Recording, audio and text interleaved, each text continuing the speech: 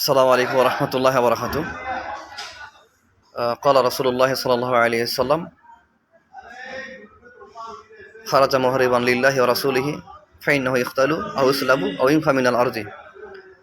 রাসূল সাল্লাল্লাহু আলাইহি সাল্লাম বলছেন, যে ব্যক্তি আল্লাহ তার রাসূল সাল্লাল্লাহু আলাইহি সাল্লামের বিরুদ্ধে অবস্থান নেবে, তাকে হত্যা করতে হবে, অথবা শূলিতে চড়াতে হবে, অথবা তাকে জমিন থেকে নির্বাসন করতে হবে।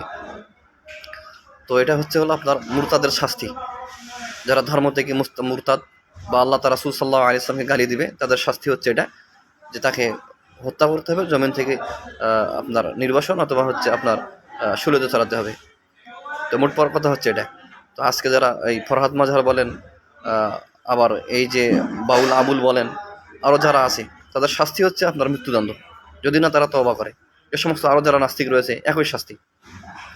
তো এদের বিরুদ্ধে কেউ, এদের পক্ষে যারা কথা বলছে মুসলিম হওয়া সত্ত্বেও, তারা ভুল করছে। আসসালামু আলাইকুম রহমতুল্লাহ।